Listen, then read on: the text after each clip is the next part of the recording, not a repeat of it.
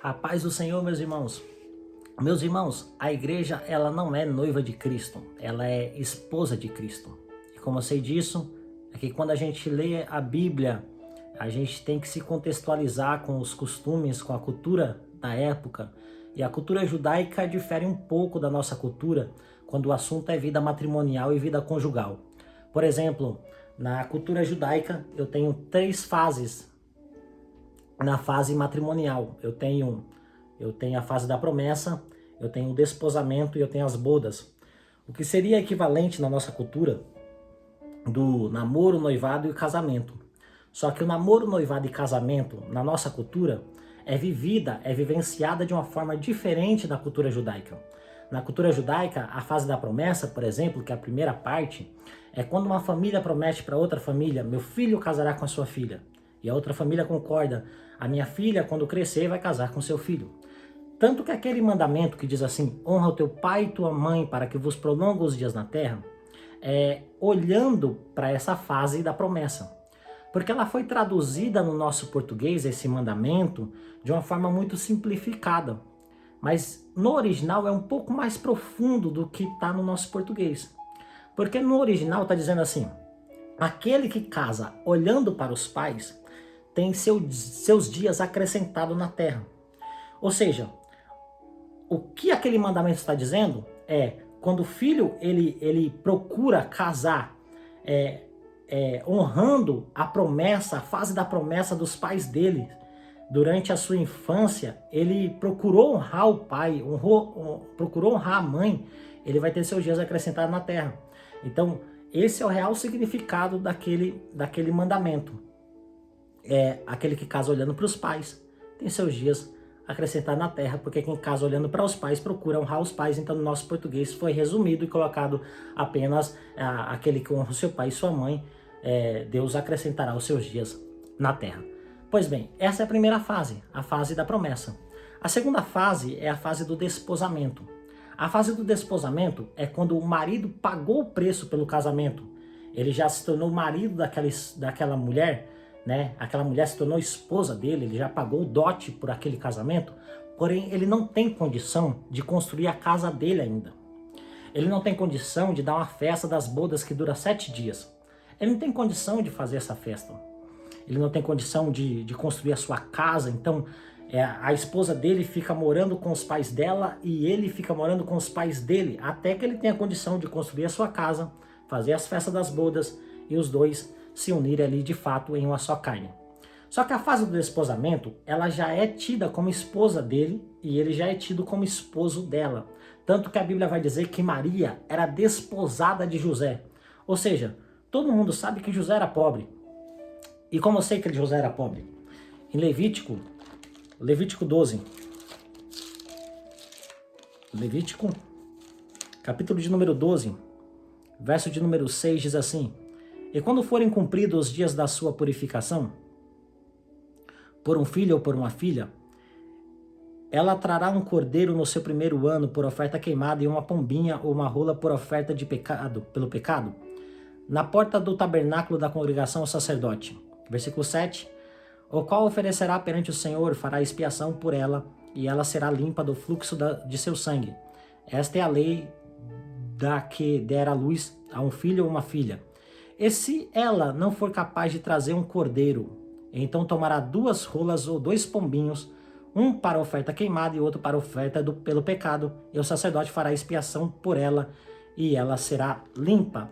Quando eles vão, José e Maria, vai levar Jesus para ser apresentado lá no templo em Jerusalém, eles não conseguem trazer um cordeiro, porque a lei dizia que tinha que trazer o cordeiro, uma rolinha ou uma pombinha, né? Então eles não conseguem trazer o cordeiro, mas a lei está dizendo: mas se você não for capaz de trazer o cordeiro, então traga 2 rolinhas ou 2 pombinhos. Foi o que José levou, 2 pombinhos. 2 pombinhos. Por quê? Porque ele não tinha condição de levar o cordeiro. O cordeiro era mais caro. José tinha umas condições um pouco mais limitadas. Só que José nem sabia. José nem sabia que o cordeiro estava no braço de Maria. Ele não sabia disso. Ele estava levando, pensando, as condições que eu tenho. Sendo que ele estava levando o verdadeiro cordeiro, o nosso cordeiro pascual. Então, José era muito pobre, então provavelmente ele pagou o casamento, mas não tinha condição de se relacionar com Maria ainda, pois na cultura judaica, um marido só pode se relacionar com a sua esposa depois de ter a sua casa construída. Então, por isso que se Maria fosse pega grávida durante o seu desposamento, as leis de adultério já seriam aplicadas contra ela, porque ela já era vista na sociedade como uma mulher casada. Tanto que José tenta deixar ela em secreto para que ela não sofresse tamanha consequência. Essa é a fase da promessa. E a fase das bodas, quando o marido tem condição de construir a sua casa, condição de dar a festa das bodas, então ele retira a sua esposa da casa dos pais dela, ele faz aquela festa ali durante muitos dias, e aí ele, enfim, ele consegue coabitar ali com a sua esposa, com a sua amada, e vivem felizes para sempre. Então essas são as fases da vida matrimonial, da vida conjugal judaica, que diferem muito da nossa vida matrimonial, da nossa vida conjugal. Cristo passou por todas essas fases. Na fase da promessa, em Isaías capítulo de número 53, Isaías toma a palavra e diz: ó quem deu crédito à nossa pregação, e quem manifestou o braço do Senhor, porque foi subindo como renovo perante ele, como raiz de uma terra seca. Não tinha parecer e nem formosura, e olhando nós para ele, nenhuma beleza vimos que o desejássemos. Era desprezado e o mais indigno entre os homens, homo de dores, experimentado no trabalho, como um de quem os homens escondiam o rosto. Era desprezado e não fizemos dele caso algum. Verdadeiramente ele tomou sobre si as nossas dores e as nossas enfermidades levou sobre si. E nós reputamos por aflito, ferido de Deus e oprimido. Mas ele foi ferido pelas nossas transgressões e moído pelas nossas iniquidades. O castigo que nos traz a paz estava sobre ele, e pelas suas pisaduras somos sarados. Todos nós andamos desgarrados como ovelha, cada um se desviava pelo seu caminho, mas o Senhor fez cair sobre ele a iniquidade de nós todos. Ele foi oprimido, mas não abriu a boca. Como cordeiro foi levado ao matadouro, e como ovelha muda perante os seus tosqueadores, ele não abriu a sua boca. Essa era a fase da promessa. Por quê? Porque foi 700 anos aproximadamente antes de Jesus se reencarnar na Terra. Encarnar na Terra. Então, ele passou por essa fase da promessa durante todo o Velho Testamento. Quando chega ali no Novo Testamento, ele vai passar pela fase do desposamento. Ele vai pagar o preço pelo casamento com a sua esposa, com a igreja. E esse preço é pago na cruz do Calvário, com aliança de sangue. E outra oportunidade eu posso explicar o porquê que essa aliança tinha que ser de sangue. Ele casou ali com a igreja, na cruz, porque ali foi pago o preço. Ali foi pago o preço.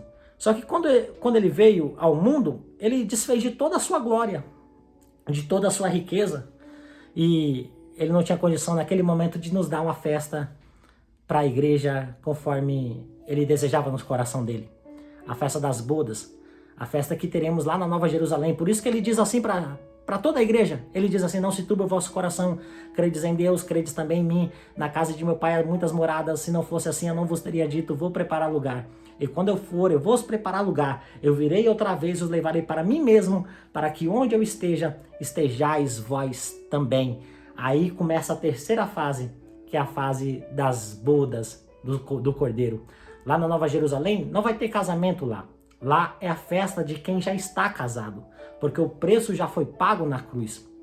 O preço do casamento já foi pago na cruz. A igreja é a esposa desposada de Cristo, porque estamos no mundo, vivendo aqui, porque ele foi construir a nossa casa lá. Ele foi construir as nossas mansões celestiais lá e adornar ela. E eis que ela vem adornada e ataviada ao nosso encontro. Ele vai cumprir a promessa. Então essa é a terceira fase, a fase das bodas.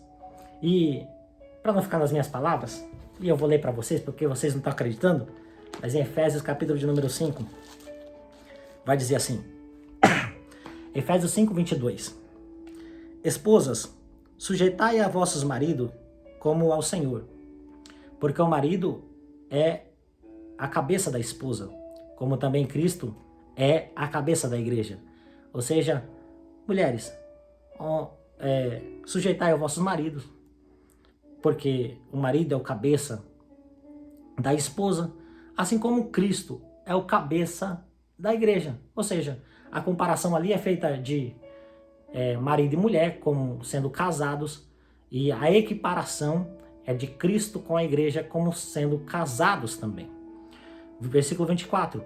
Portanto, assim como a igreja está sujeita a Cristo, ou seja, porque a igreja é a esposa de Cristo, por isso que ela está sujeita a Cristo, assim também as mulheres sejam em tudo sujeitas a seu marido. Da mesma forma, a mesma equiparação, do mesmo jeito. Marido, amai vossas esposas, como também Cristo amou a igreja, e assim mesmo se entregou por ela. Como que Cristo amou a igreja? Cristo amou a igreja entregando a sua própria vida por amor dela. Que Deus em Cristo vos abençoe. Um grande abraço.